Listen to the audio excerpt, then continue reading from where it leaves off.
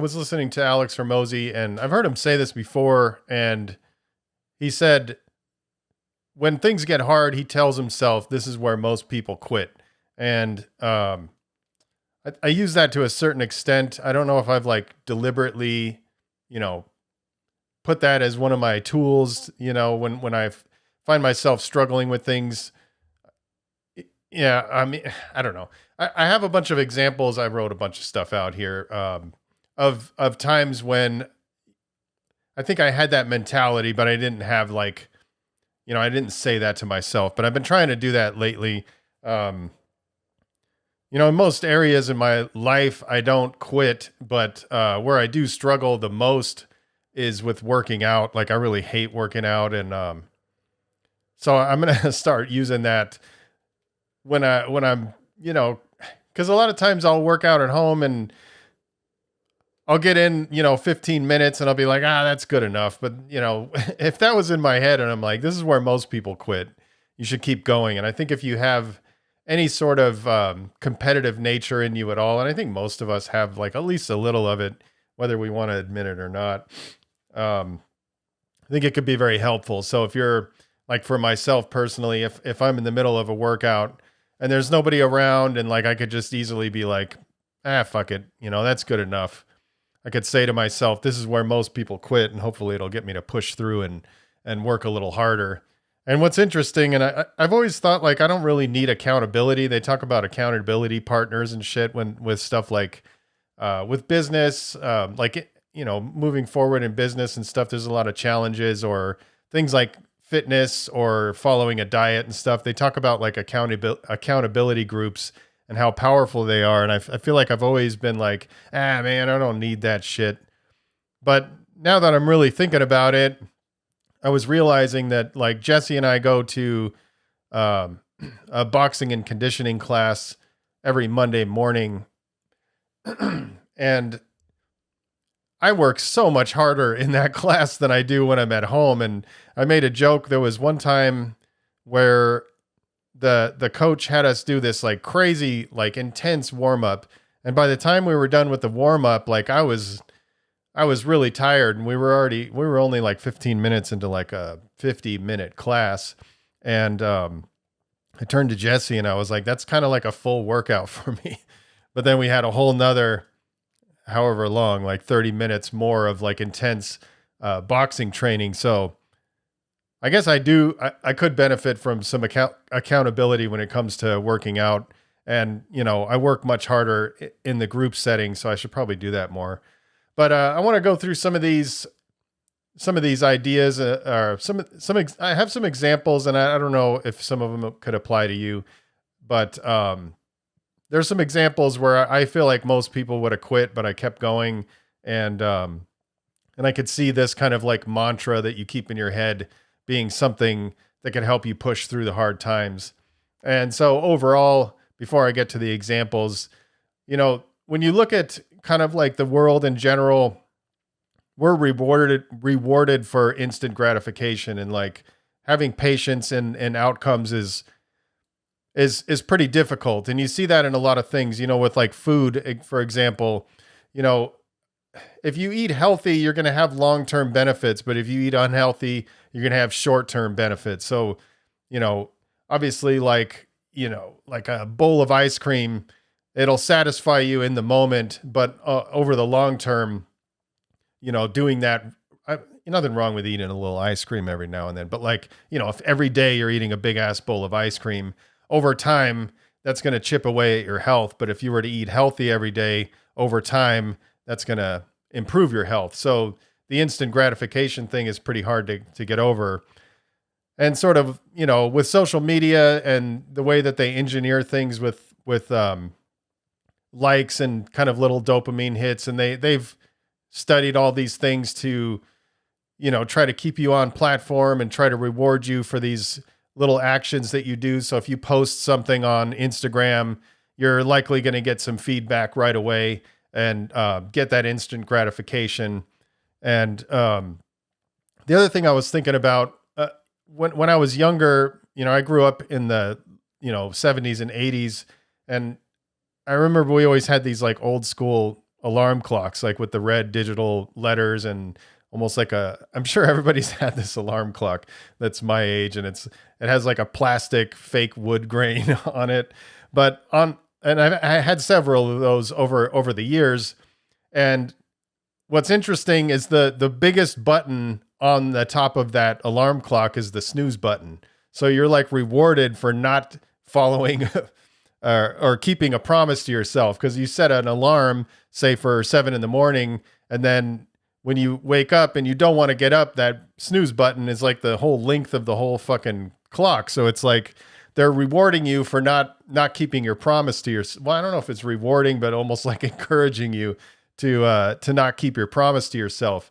And I don't know. I thought about that, and even on the iPhone, when I set my alarm on the iPhone, I don't really use an alarm that much anymore. But I remember the alarm would go off, and I'd grab the phone, and there's this huge orange button in the middle of the screen, and you would think that's the one to turn the alarm off, but it's not. It's the snooze button, and the button to turn the alarm off is way down at the bottom, and so. I don't know. It seems like we're rewarded for, like I said, not keeping our promises to ourselves. So anyway, that's the general idea. So I just want to run through some examples of when that mantra, that mindset worked for me. Like I said, I haven't really been using that exact phrase that Alex uses, but the mindset of never quitting has really served me well over the years. And so there was I have a few examples of, early when I was building machine and I'm living in the back trying to make it work, that in and of itself was difficult because it was a definite big change in lifestyle. I didn't have any amenities that I was used to. And so that was pretty hard, but the harder stuff came when things weren't really going well. So it was like the machine graffiti side of the business wasn't making it was losing money. It was like actually costing money to run this. It wasn't really making hardly anything.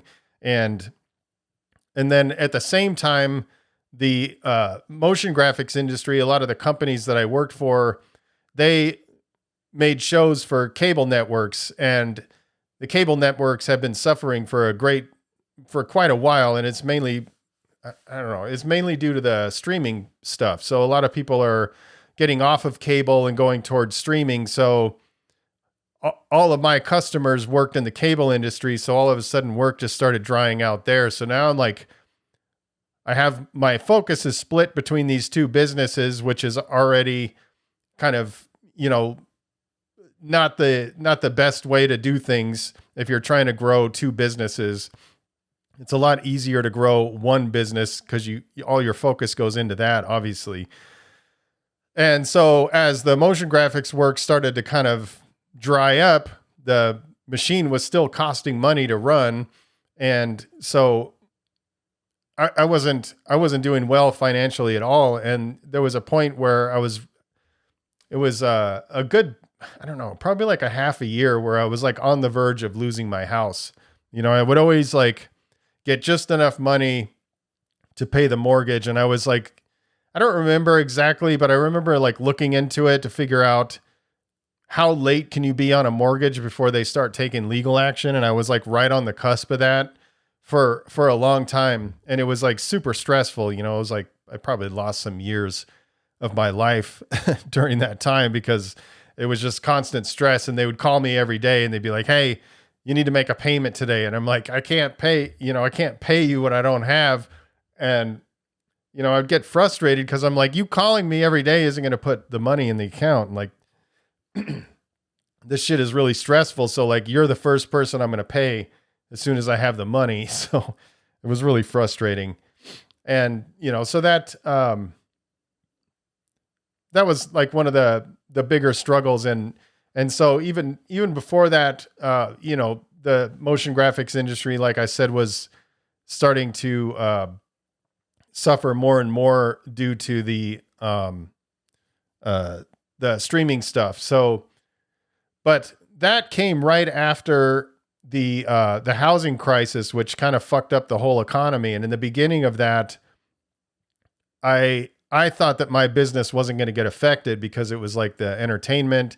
People aren't going to give up their television or, their TV shows and all that stuff. But turns out I was wrong. And all of a sudden, like work started drying up.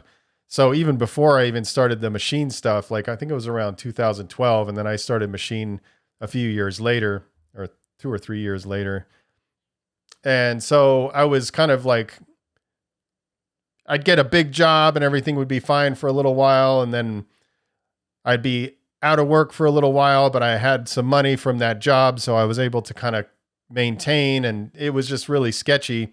And I remember my ex at the time was always like, could you just get a job somewhere with all the skills you have? And I'm like, yeah, easily. I could probably make really good money working for a company. And she was just trying to encourage me to do that, like almost give up on what I was trying to do, because she had a different kind of mindset than I did. And I was just not, there was just no way I was going to quit. I was going to figure it out. And so, that's some struggles that I went through in business. I have some more here, but like, I wanted to talk a little bit about how graffiti writers kind of play into this. And this isn't meant to be any kind of judgment. Like if you find like something isn't for you and you want to just move on from it, like there's nothing wrong with that. I'm just saying, like, if you're doing something that you should be doing, you want to be doing, but it's hard, that's a reason to not quit. But if you're, pretty far into something and you're like, this is not what I thought it was going to be, and I don't really like doing this, and I want to, move on and do something else, like there's nothing wrong with quitting in certain occasions. And even if you quit because it's hard, I mean, that's your business. I'm not judging anybody, but I'm trying to encourage people to push through the hard times, because you come out the other side of those a lot stronger than you were before. And so when it comes to like graffiti, it might seem like fun and games to like youngsters coming into it. And maybe it is now. I don't know. I'm not really as involved in I don't meet, I guess I do meet some graffiti writers, but I'm not as deeply involved in it as I used to be. I'm more like doing machine and like contributing to the culture in different ways.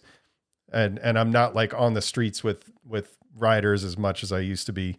So I don't really know what the current scene is. So I'm kind of like using my own experience from the 90s and early 2000s as kind of like my baseline for, what I'm talking about here.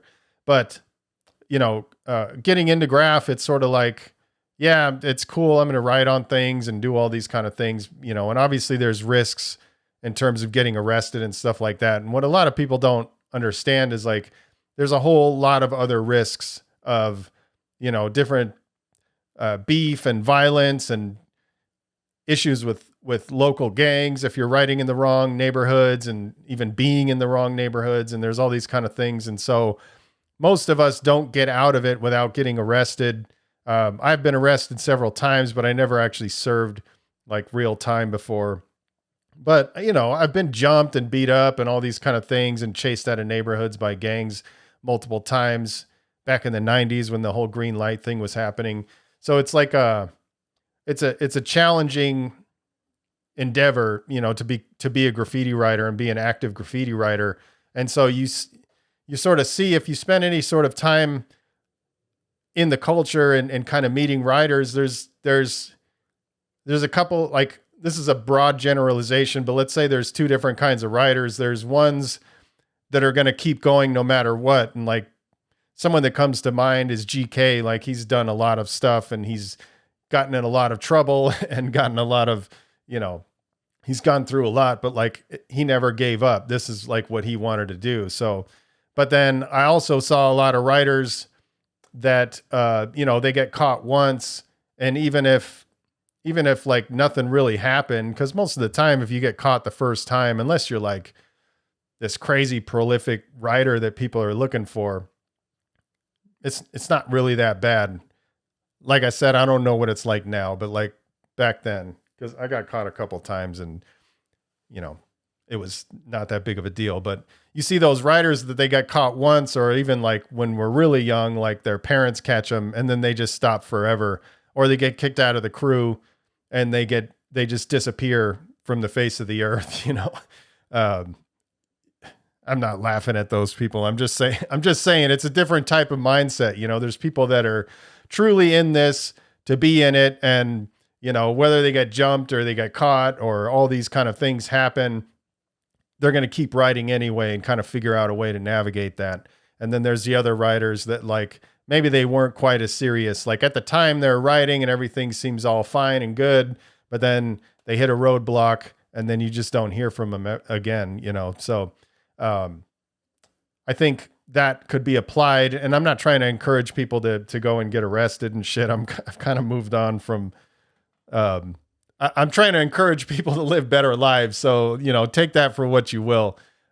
I just thought it was a good parallel to add here, but, I want to just run through a few more business challenges to where this kind of mindset has helped me push through. But so the stuff I was talking about where I was going to lose my house, it was like between 2015 and maybe like 2019. But, you know, obviously 2020 was very challenging for all businesses. And I saw lots of businesses, and I'm not saying these people gave up. A lot of businesses went under through, you know, there was really nothing they can do. Like a lot of restaurants got shut down and all this kind of stuff. And so when the 2020 stuff happened and there was the mandatory lockdowns and you weren't even allowed to have people in your business, I did that for like 2 weeks. And I was living at the shop. So I was just like at the shop with me and my dogs. And I was just like, what the fuck, man? What am I supposed to do with my time? You know? So I was thinking like, well, obviously a lot of the science, I don't know if science is the right word, but a lot of the information out there was pointing to certain like health issues, obesity and stuff like that were, you know, a comorbidity of that thing. And I wasn't overweight at all, but at the same time I was like, well, I'm going to use this opportunity to get in better shape. So I was working out a lot. And so for about 2 weeks, we just weren't really doing anything. And I was fulfilling online orders, but we weren't doing a whole lot of business back then.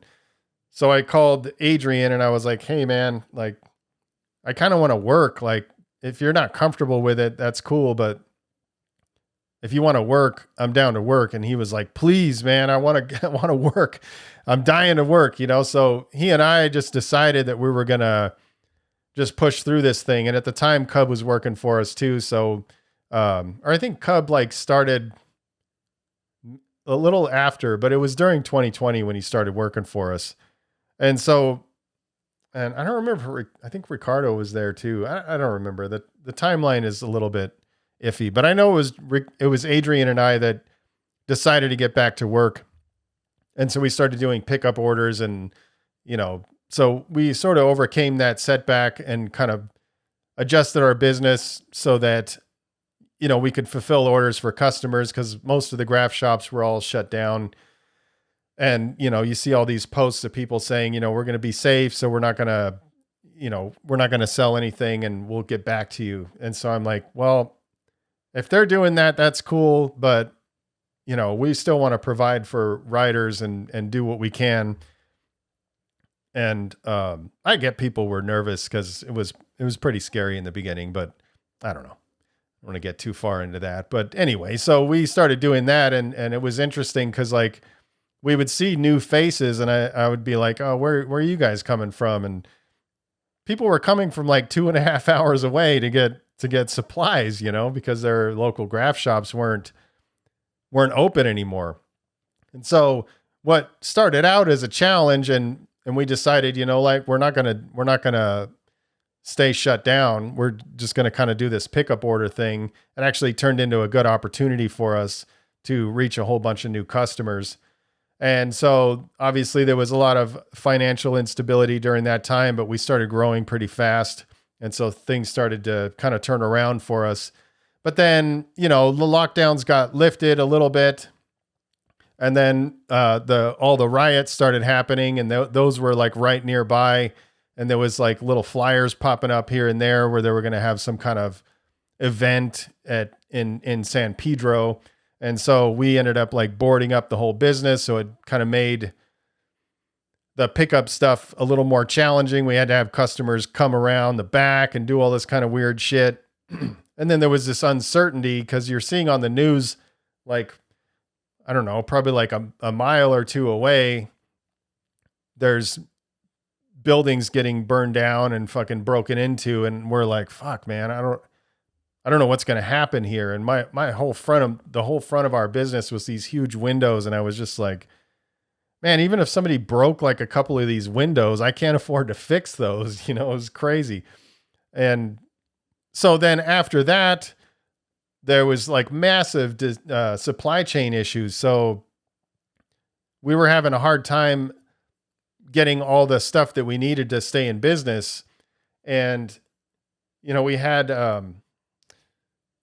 the drip machines at the time, and that was like our biggest selling product outside of stickers.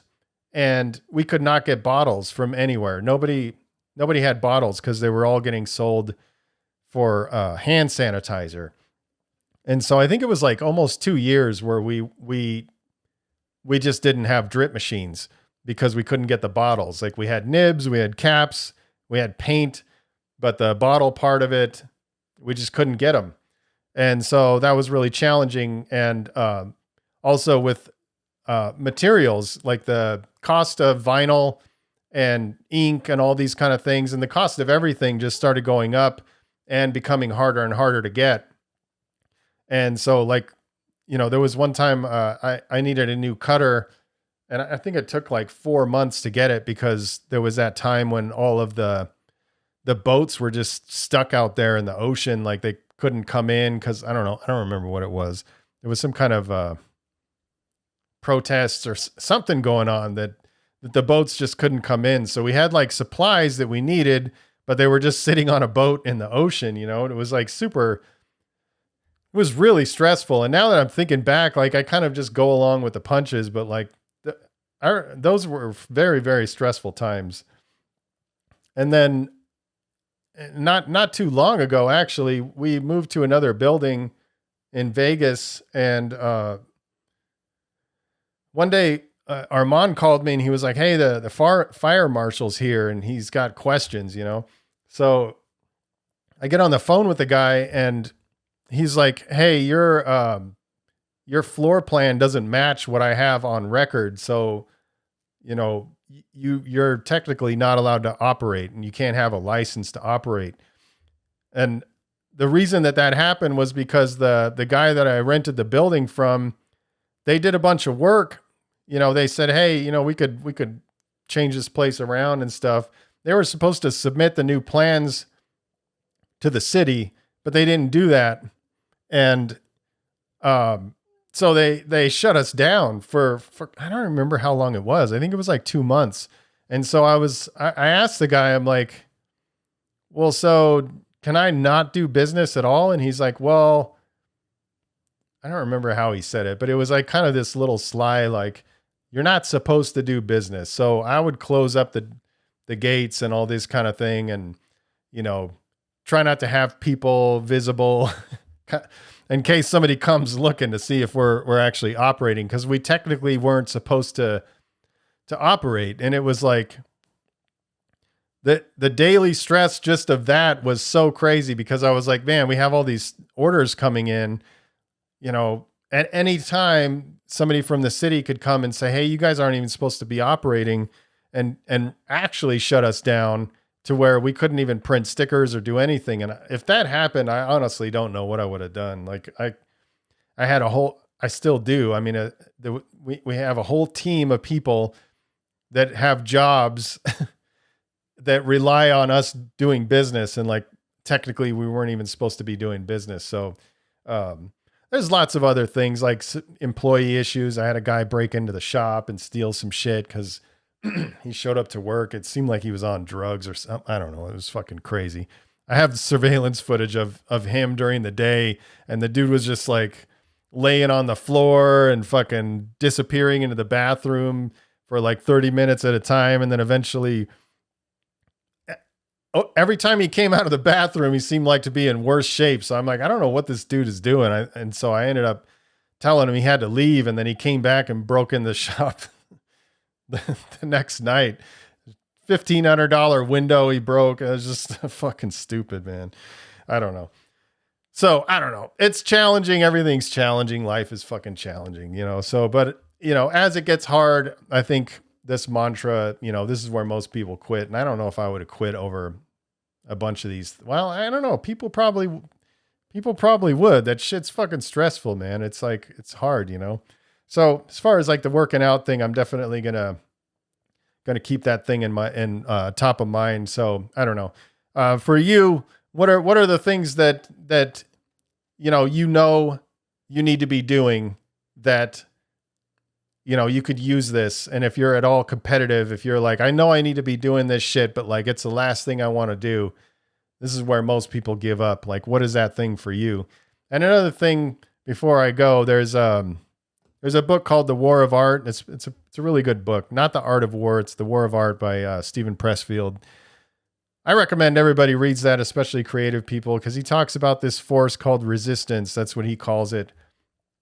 And he says resistance pops up anytime you're doing anything of you know, I don't remember. I might not have it right, but anytime, you know, you're trying to do something creative that you know you're supposed to do, anytime you're changing your life or you're trying to do something that's going to change, you know, the world or culture or something like that, that's when resistance pops up the most. And I think when that resistance pops up, it's also a good indicator that you're doing something that's important. And those are the times when you could say to yourself, this is where most people quit, and I'm going to keep going.